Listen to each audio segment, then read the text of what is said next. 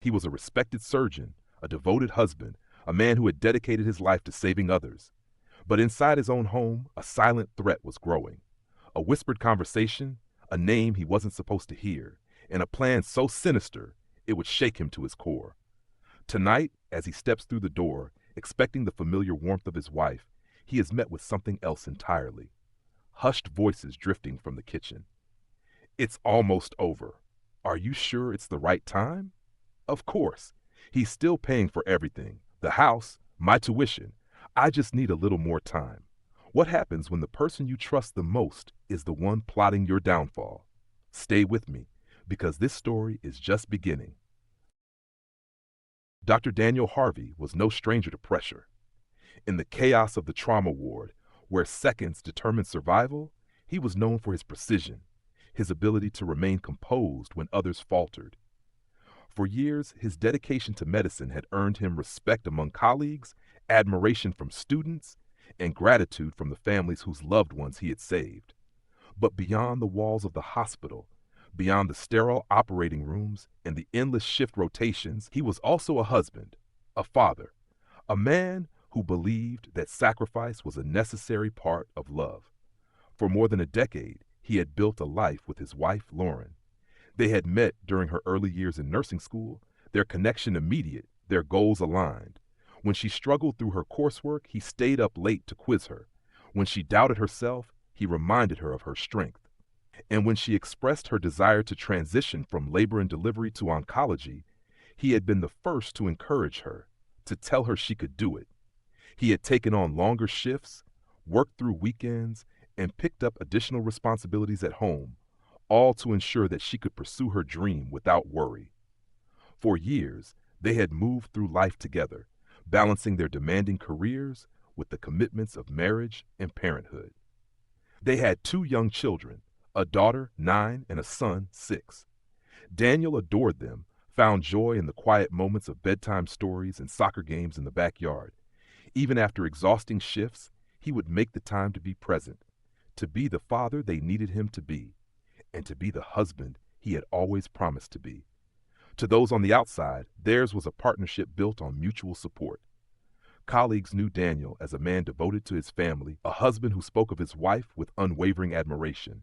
Friends saw the vacations, the weekend outings, the carefully planned anniversary dinners, a life that appeared steady, unshakable, a marriage that seemed, at least from the outside, like the kind that lasted. But something had shifted. Lauren had always been ambitious, but after enrolling in her oncology program, she became increasingly distant. At first, Daniel attributed it to the demands of her coursework, the mental exhaustion that came with late-night study sessions and early morning hospital rounds. But as the months passed, the changes became harder to ignore. She stopped asking how his day had been. Conversations at dinner became brief, impersonal. When she returned home late, she barely acknowledged him before retreating upstairs. The warmth that had once defined their marriage had dimmed, replaced by something unfamiliar, something colder. She had always been meticulous with her appearance, pressed scrubs, neatly styled hair. But now, Daniel noticed the subtle changes. The way she lingered in front of the mirror before leaving for work, the new perfume she hadn't worn before, the sudden interest in fitness, in dieting, in dressing just a little differently. The small things, the kind of details a husband, stretched thin by exhaustion, might overlook. The kind of details that, when pieced together, suggested something more. Then there were the absences. The nights she claimed to be at study sessions that ran later than usual. The mornings she left before the children had even woken up. The phone she now kept face down on the table, always within reach, but never unlocked in his presence. It's just the stress, he told himself. She's overwhelmed. This will pass. But it did not pass. And then there were the whispers. Late at night, long after Daniel had gone to bed, he would wake to the sound of Lauren's voice, low, urgent, carrying through the walls of their home. At first, he dismissed it. Calls with colleagues, with friends, nothing out of the ordinary. But there was something in the way she spoke. The hurried tone, the quick endings whenever he stepped into the room. Who was that? He asked one night, standing in the doorway. Lauren barely glanced up from her phone. Vanessa, she said. She's going through some things. Vanessa Keller had been Lauren's closest friend for years, someone Daniel had always trusted. He had no reason to doubt her words. And yet, something unsettled him. He could feel the shift between them, the widening distance, and the realization that, perhaps, the wife he thought he knew had already started pulling away. The signs were there, scattered in fragments, small, insignificant on their own, but together forming a picture that Daniel had yet to fully see. A picture that soon enough he would no longer be able to ignore. It was late. The house was quiet, still. The only sound was the rhythmic ticking of the clock on the kitchen wall. Dr. Daniel Harvey stepped through the front door, his body heavy with exhaustion after another relentless shift at the hospital. He had expected silence, the familiar stillness of a home where everyone was already asleep. Instead, there were voices, low, urgent whispers, just beyond the hallway. He paused, his breath shallow. The words were indistinct at first, muffled through the walls, but something in their tone stopped him from announcing his arrival. He set his bag down carefully, his movements measured, deliberate. The voices belonged to two people, his wife, Lauren, and Vanessa Keller. They had spoken countless times before, but something was different now. There was a tension in the air, a secrecy that disturbed him. He took a step closer, moving toward the edge of the hallway, where the dim glow from the kitchen lights cast shadows along the floor. "It's almost over." The words were barely above a whisper, but they carried through the stillness with weight. It was Vanessa's voice. Her tone was hushed, calculated. A pause followed, then the sound of a breath being drawn. "Are you sure it's the right time?" Daniel's fingers curled around the doorframe. The right time? For what? Lauren's response came without hesitation. "Of course, he's still paying for everything. The house, my tuition. I just need a little more time." Time. The word hung in the air, heavy with meaning. Time for what? To leave him? To walk away? Or was it something more? Daniel's chest tightened. His wife had already made up her mind. The life they had built together, the years he had spent supporting her dreams, it had all been a means to an end, a transaction, a convenience. But even as his mind struggled to process this betrayal, another name cut through the air. And after? What about Noah? Noah. The name meant nothing to Daniel. And yet in that instant, there was a turnaround. The weight of her words settled in, slow and crushing. His wife had not only planned to leave him, she had already moved on. "Noah's different," Lauren said. "He actually makes me feel alive. Once I get my certification, I'm moving in with him." Daniel remained motionless. His breathing was shallow, his pulse a steady pounding in his ears. The revelation was undeniable. His wife, his partner of 11 years, was in love with another man, and she had been for some time. Noah Lancaster, a name that had never come up before. A stranger to Daniel, but clearly not to Lauren. Who was he? How long had this been going on? The answers did not matter. The truth was clear. Lauren had never intended to stay. She had been playing a role, waiting for the right moment to walk away. But Vanessa was not convinced. Her next words were softer, but they carried a warning. "What about Daniel? He's a doctor. He's not just going to let you walk away." For the first time, Lauren hesitated. Then, after a beat, she exhaled, a soft laugh barely audible. "I won't give him the chance," she said. "He won't even know what hit him." Daniel's breath caught in his throat. His mind raced to make sense of what he had just heard. The betrayal had already cut deep, but this was something else entirely. What did she mean? Was it a figure of speech? A passing remark? Or was there something more? "You're really going to go through with it?" Vanessa asked. "It's already in motion," Lauren said. "The thallium arrives tomorrow." Thallium, a substance Daniel knew all too well.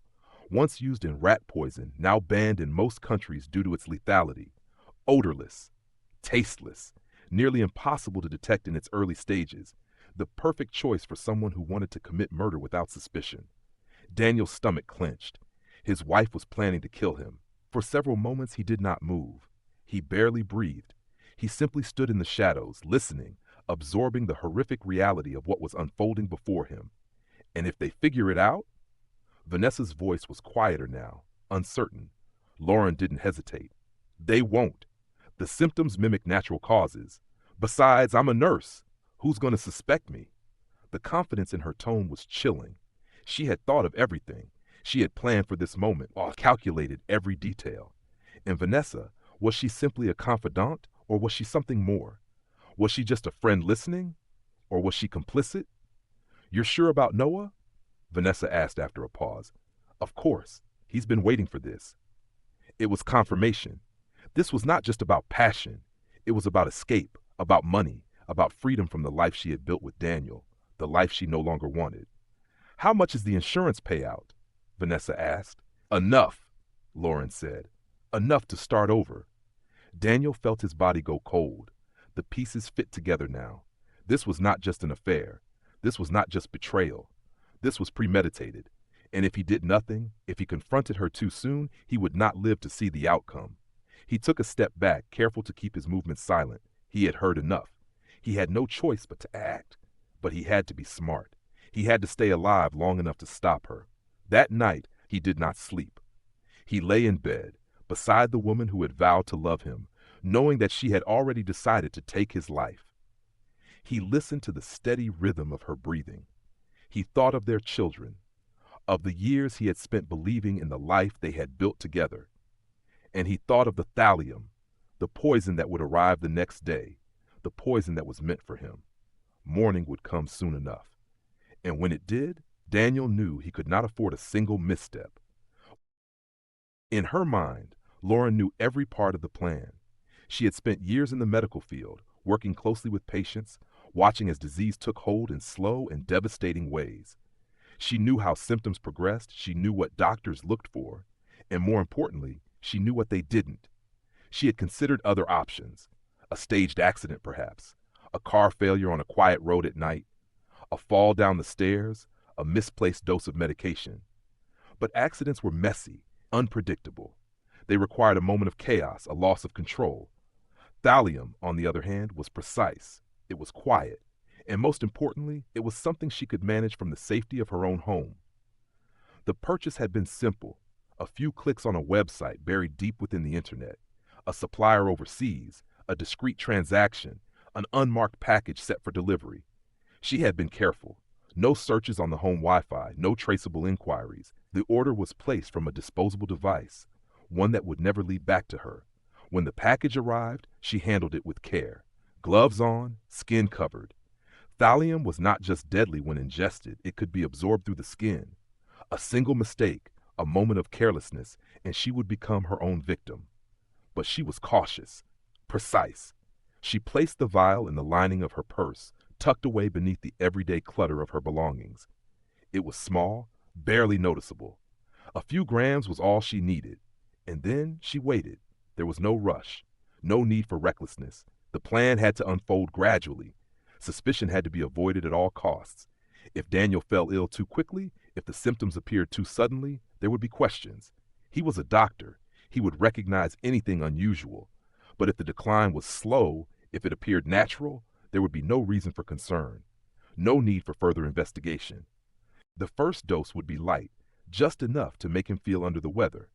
A slight weakness in his limbs, a loss of appetite, perhaps a headache, something mild, something that could be blamed on fatigue or a virus from the hospital. He worked long hours. It would not be questioned.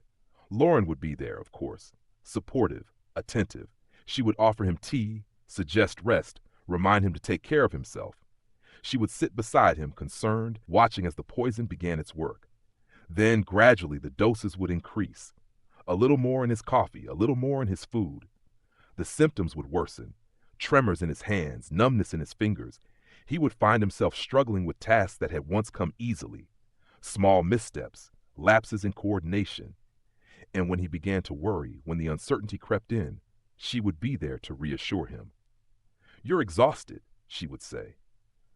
"You need to take a few days off." By the time he considered seeking medical help, it would already be too late. Doctors would search for common explanations. A nutritional deficiency, an autoimmune disorder. Tests would be run. Blood work would be analyzed. But thallium was elusive. It did not show up in routine screenings. Unless specifically tested for, it remained undetected. And few, if any, doctors in a modern hospital would suspect that their patient was being poisoned. Lauren had even accounted for timing. A long enough delay between doses to avoid immediate alarm. just enough variation in symptoms to keep suspicion low. If necessary, she could adjust the plan, reduce the dose if he seemed too ill, increase it if recovery took too long. And when the time came, when the damage was irreversible, she would sit by his hospital bed, playing the role of the grieving wife.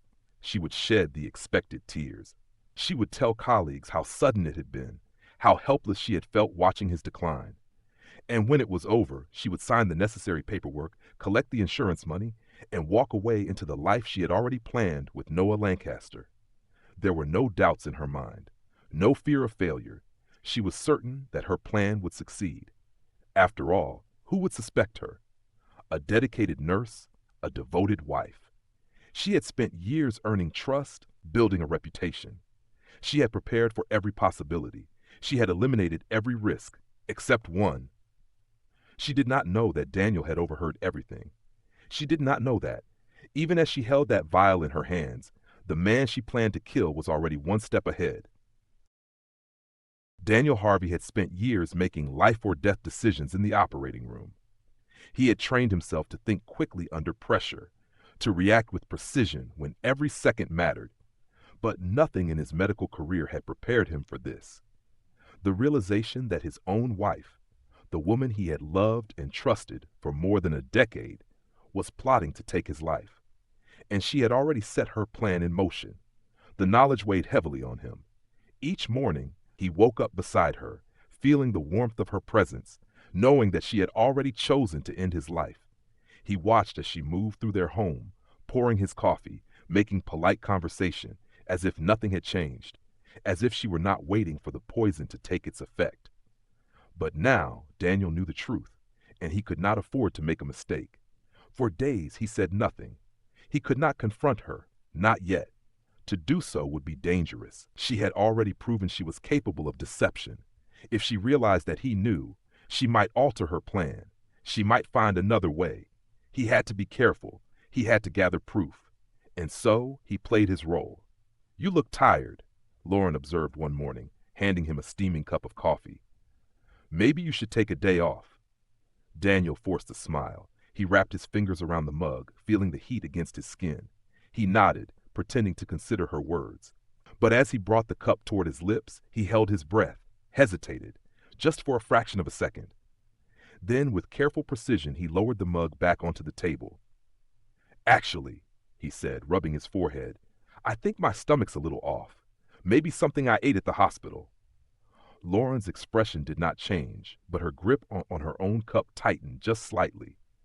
Then she smiled, tilting her head. "You should at least try a sip. It'll help settle your stomach." Daniel exhaled, giving her a reassuring look. He lifted the cup again, but this time, as he turned toward the sink, he let it slip slightly in his hand. The coffee sloshed over the rim, spilling onto the counter. "Damn," he muttered. "I'm a mess this morning." He reached for a paper towel, wiping up the spill as Lauren sighed. "I'll make you another," she offered. "No, it's fine," he said quickly. "I'll just get something at the hospital." Lauren hesitated for only a moment before nodding. She picked up the cup and emptied it into the sink, washing it down the drain before rinsing the mug. The moment was over, but Daniel knew it had been a test, and she was watching him closely. Later that day, he took the mug, the one she had prepared for him that morning, to a private forensic lab. He had handled it carefully, placing it into a sealed plastic bag, ensuring that no trace of contamination would interfere with the results.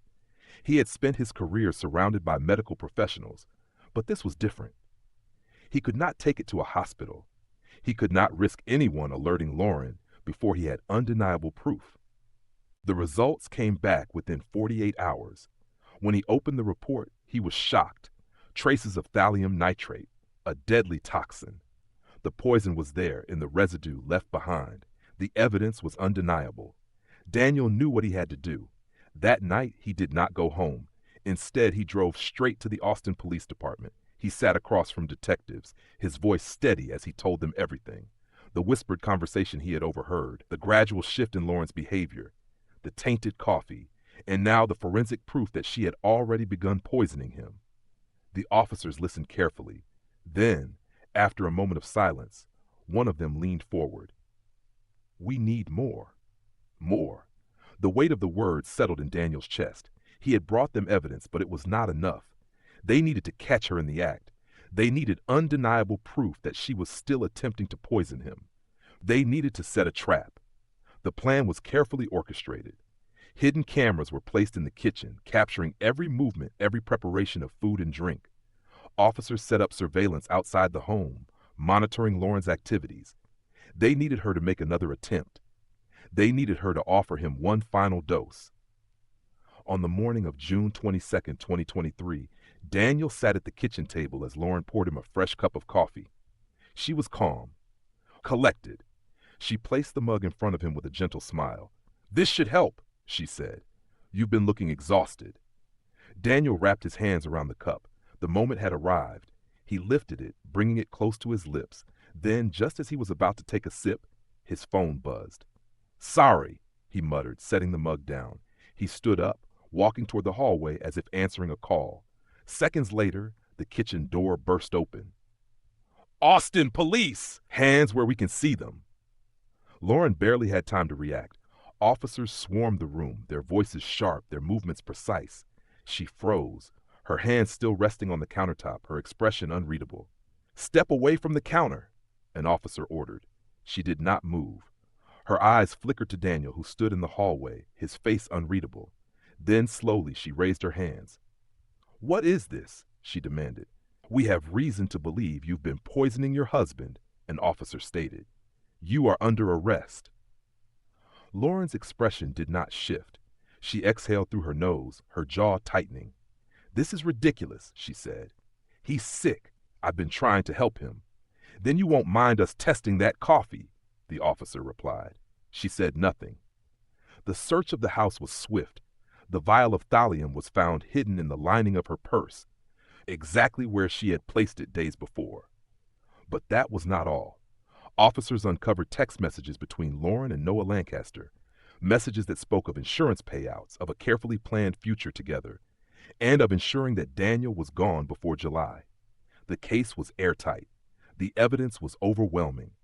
And as Lauren was led from the house in handcuffs, Daniel felt, for the first time in weeks, that he could finally breathe. The woman he had once loved, the woman he had built a life with, had been stopped. The plan had failed, and he was still alive. The trial of Lauren Harvey began on a cold morning in November 2023. Inside the Travis County Courthouse, the air was heavy with anticipation. Journalists filled the gallery, their notebooks open, cameras positioned outside the courtroom doors. The case had gripped the public. A respected nurse, a trusted wife, now facing charges of attempted murder. A woman who, until weeks ago, had lived what seemed to be an ordinary life. But the evidence told a different story. At the front of the courtroom, the prosecution stood with quiet confidence. They had prepared their case with meticulous precision. They would not rely on speculation. They would not allow for doubt. The facts alone would tell the story. "Ladies and gentlemen of the jury," the prosecutor began, stepping forward. "This is not a case of a woman making a reckless decision in the heat of the moment. This is not an accident. This is the calculated, premeditated attempt to take a man's life, her husband's life, a man who trusted her, a man who did nothing but support her financially, emotionally, in every way, and in return, she chose poison." All eyes turned to Lauren. Dressed in a conservative black blazer, her expression remained neutral. She sat with her hands folded in front of her, her eyes fixed ahead, betraying nothing. There was no emotion, no remorse. "The evidence," the prosecutor continued, "will show you exactly what kind of woman sits before you today. A woman who spent months planning the perfect crime. A woman who believed herself untouchable. A woman who, had she not been stopped, would be standing here today as a widow." The courtroom fell silent as the first piece of evidence was presented. On the screen before the jury, the footage from the hidden kitchen camera played. The room was silent except for the sound of the recording. Lauren, pouring coffee, carefully stirring the cup, her movements slow, deliberate. The prosecution paused the footage, zooming in on the moment her hand slipped into her purse, her fingers closing around a small vial. The moment she tilted it ever so slightly, letting the fine powder dissolve into the liquid. "There," the prosecutor said, pointing to the screen. That is the moment she poisoned her husband. There was no reaction from Lauren. She did not flinch, but the jurors shifted, their eyes narrowing as they took in the footage. Now let's talk about what was in that cup. The forensic report was passed to the jury. The prosecution continued. Traces of thallium nitrate, a substance so lethal, so effective, that it has been banned in most countries. The symptoms it produces are indistinguishable from natural illness until it is too late. But this was no accident. This was no mistake. This was an intentional act carried out by someone who understood precisely what she was doing. A registered nurse, a woman trained in medicine, a woman who used her knowledge not to heal, but to harm. The jury remained quiet, absorbing the weight of what they were hearing. But there was more. Let's move on to the conversations. Next, the text messages between Lauren and her lover, Noah Lancaster, were displayed on the screen. The words were damning. Make sure it's done before July. We'll be free soon. The money is enough to start over. I'll handle him. He won't see it coming. And what, the prosecutor asked, pausing for effect, do you suppose these messages mean? Noah Lancaster, the man she had planned to build a new life with, sat in the defendant's chair beside her. He had not been the one to poison Daniel Harvey. He had not physically carried out the crime. But he had known. He had encouraged it. And for that, he too would face justice. This was never about love, the prosecutor continued. This was about money, about greed, about ensuring that Dr. Harvey would not be alive to stop them. They were not planning a divorce. They were not planning an escape. They were planning his death. The defense attempted to counter. They argued that the evidence was circumstantial, that the prosecution was making assumptions, that the coffee had never been consumed. But the facts were undeniable. The poison was real. The plan was in motion.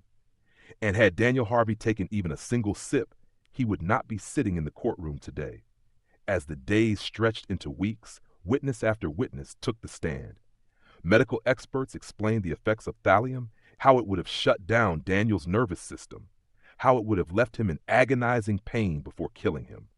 Forensic specialists detailed how the poison had been found in his coffee. Detectives walked the jury through the text messages, the hidden camera footage, the timeline of events. The evidence was overwhelming. And finally, after weeks of testimony, the courtroom waited for the verdict.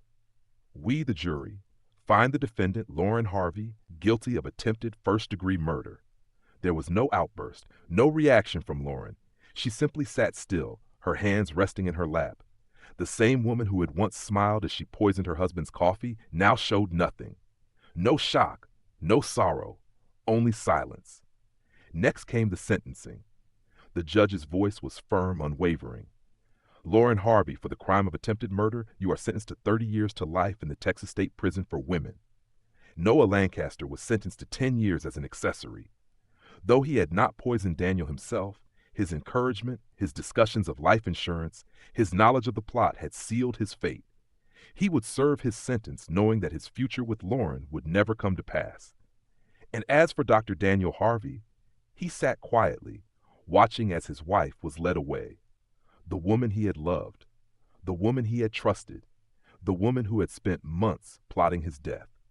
Later, outside the courthouse, reporters gathered around him. Microphones and cameras pressed close, waiting for his words. But when he finally spoke, his voice was quiet. I never thought the woman I loved would be the one trying to kill me. And with that, he turned away. He had survived, but the life he had once known was gone forever. Justice had been served.